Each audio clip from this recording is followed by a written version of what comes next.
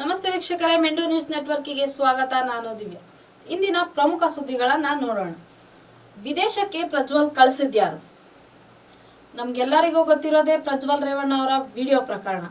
ಈ ವಿದೇಶಕ್ಕೆ ಪರಾರಿಯಾಗಿದ್ದಾನೆ ಅನ್ನೋದ್ರ ಬಗ್ಗೆ ರಾಹುಲ್ ಹಾಗೂ ಪ್ರಿಯಾಂಕಾ ಏನು ವಾಗ್ದಾಳಿ ನಡೆಸ್ತಿದಾರಂದ್ರೆ, ಮೋದಿಯವರೇ ಸಪೋರ್ಟ್ ಮಾಡಿದ್ರ? ಇದೆಲ್ಲ ಪ್ರಕರಣ ಗೊತ್ತಿದ್ದು ಪ್ರಜ್ವಲಿಗೆ. ಇದ್ರ ಬಗ್ಗೆ ಯಾಕೆ ಮೋದಿಯವರು ಯಾವುದೇ ರೀತಿಯ ಪ್ರತಿಕ್ರಿಯೆ ಮಾಡ್ತಾ ಇಲ್ಲ? ಎಲ್ಲೊಂದು ಕಡೆ ಮೋದಿನೇ ಸಪೋರ್ಟ್ ಮಾಡ್ತಿದ್ರ ಇಷ್ಟು ವರ್ಷ ಈ ಪ್ರಕರಣ ಆಚೆಗೆ ಬಂದಿಲ್ಲ ಅನ್ನೋದಕ್ಕೆ ಕಾರಣ ಏನು? ಈಗ ಯಾಕೆ ಈ ಪ್ರಕರಣ ಆಚೆಗೆ ಬಂತು? ಇದೆಲ್ಲ ಒಂದ್ ಕಡೆ ಈ ರಾಹುಲ್ ಹಾಗೂ ಪ್ರಜ್ವಲ್, ಕಾಂಗ್ರೆಸ್ ನಾಯಕರಾದಂತ ರಾಹುಲ್ ಮತ್ತು ಪ್ರಿಯಾಂಕಾ ಅವರ ಪ್ರಶ್ನೆ ಆಗಿದೆ. ಇದ್ರ ಬಗ್ಗೆ ಮೋದಿ ಅವರು ಕುಟುಂಬ ರಾಜಕೀಯ ಅನ್ನೋದ್ರ ಬಗ್ಗೆ ಏನ್ ಸಪೋರ್ಟ್ ಮಾಡ್ತಿದಾರ? ಅವರು ಸಹ ಈ ಒಂದು ಕುಟುಂಬ ರಾಜಕೀಯಕ್ಕೆ ಬೆಂಬಲವಾಗಿ ನಿಂತಿದ್ದಾರ ಅನ್ನೋದು ಇವ್ರಗಳ ವಾದ. ಇನ್ನ ದೇವೇಗೌಡರು ಪ್ಲಾನ್ ಮಾಡಿಯೇ ವಿದೇಶಕ್ಕೆ ಕಳಿಸಿದ್ದಾರ ಅಂತ ಸಿಎಂ ಕೂಡ ಒಂದು ಕಡೆ ಕಿಡಿಕಾರ್ತಾ ಇದ್ದಾರೆ.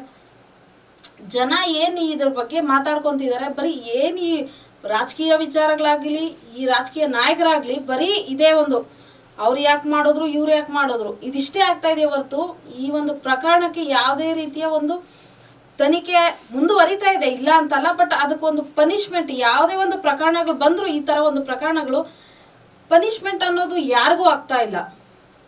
ಇದು ಯಾಕೆ ಆಗ್ತಾ ಇಲ್ಲ? ಇವ್ರೇನ್ ರಾಜಕೀಯ ನಾಯಕರು ಅಂತನಾ ಅಥವಾ ದುಡ್ಡಿದೆ ಅನ್ನೋದು ಒಂದು ರೀಸನ್, ಕಾನೂನ ಕೊಂಡ್ಕೊಂಡಿದ್ದಾರೆ ಇವರೆಲ್ಲ ಅನ್ನೋದು ಗೊತ್ತಾಗ್ತಾ ಇಲ್ಲ ವೀಕ್ಷಕರೇ. ಇನ್ನು ಇದ್ರ ಬಗ್ಗೆ ಏನು, ಒಂದು ದಿನದಲ್ಲಿ ವಿದೇಶಕ್ಕೆ ತೆರಳೋದಿಕ್ಕಾಯ್ತು ಮತ್ತು ಒಂದು ದಿನದಲ್ಲಿ ವಾಪಸ್ ಬರೋದಿಕ್ಕಾಗಲ್ವಾ?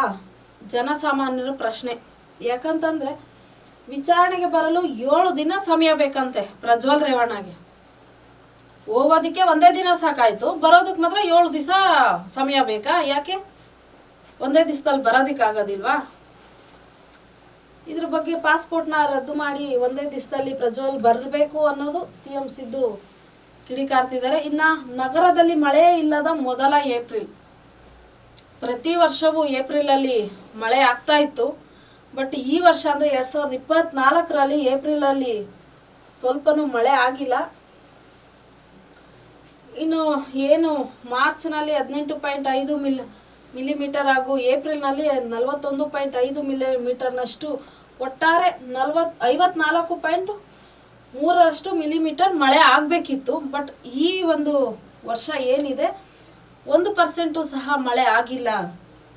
ಸೊ ಹಾಗಾಗಿ 99% ಮಳೆ ಅವಶ್ಯಕತೆ ಇದೆ ಬೆಂಗಳೂರಲ್ಲಿ. ಅಂದರೆ ರಾಜಧಾನಿ ಬೆಂಗಳೂರು ಅಂತ ನಾವೇನು ಕರಿತೀವಿ ರಾಜಧಾನಿ ಅಂತ, ಇದಕ್ಕೆ 99% ಸಹ ಮಳೆ ಅವಶ್ಯಕತೆ ಇದೆ. ಬಟ್ ಇದಕ್ಕೆಲ್ಲದಕ್ಕೂ ಯಾಕೆ ಮಳೆ ಆಗ್ತಾ ಇಲ್ಲ? ಇದೆಲ್ಲದಕ್ಕೂ ಒಂದು ರೀತಿಲಿ ನಾವುಗಳೇ ಕಾರಣನ? ನಾವುಗಳು ಉಂಟು ಮಾಡಿರುವಂತ ಪರಿಸರ ಕಾರಣನ? ಏನ್ ಕಾರಣ ಕೊಟ್ಟಿದ್ದಾರೆ ಹವಾಮಾನ ಇಲಾಖೆ ಅಂತ ನಾವು ನೋಡೋದಾದ್ರೆ, ಪೂರಕವಾದ ವಾತಾವರಣ ಸದ್ಯಕ್ಕೆ ಇಲ್ಲ ಬೆಂಗಳೂರಲ್ಲಿ. ಯಾಕೆ ಇಲ್ಲ? ಮುಂಚೆ ಹೆಂಗಿತ್ತಂದ್ರೆ ತಲೆ ಎತ್ತಿ ನೋಡ್ಬೇಕಿತ್ತು. ಏನು ಗಿಡ ಮರಗಳನ್ನ ಬೆಳೆದಿರುವಂತದನ್ನ ಇಷ್ಟು ಎತ್ತರಕ್ಕೆ ಬೆಳೆದಿದೆಯಲ್ಲ ಅನ್ನೋದನ್ನ ತಲೆ ಎತ್ತಿ ನೋಡ್ಬೇಕಿತ್ತು. ಬಟ್ ಈಗಲೂ ತಲೆ ಎತ್ತಿ ನೋಡ್ತಿದೀವಿ. ಎಲ್ಲಾ ಕಡೆ ತಲೆ ಎತ್ತಿ ನಿಂತಿರುವಂತಹ ಅಪಾರ್ಟ್ಮೆಂಟ್ಗಳು, ದೊಡ್ಡ ದೊಡ್ಡ ಬಿಲ್ಡಿಂಗ್ಗಳು. ಇದೇ ರೀತಿ ಇದ್ರೆ ಮುಂದಿನ ಜೀವನ ತುಂಬಾ ಕಷ್ಟ ಆಗುತ್ತೆ. ಈಗ ಏನು ನಾವು ಮಳೆಗೆ, ನೀರಿಗೆ ಪರದಾಡ್ತಾ ಇದ್ದೀವಿ, ಮುಂದೆ ಉಸಿರಾಟಕ್ಕೂ ಸಹ ಪರದಾಡುವಂತ ಕಾಲ ಬಂದ್ರೂ ಬರ್ಬೋದು.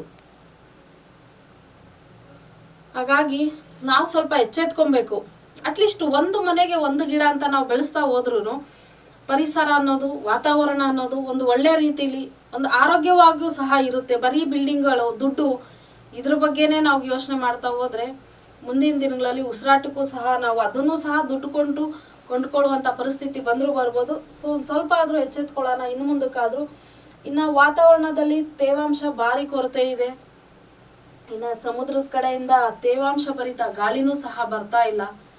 ಇದು ಒಂದಷ್ಟು ಹವಾಮಾನ ಇಲಾಖೆ ಕೊಟ್ಟಿರುವಂತ ರೀಸನ್ಗಳು.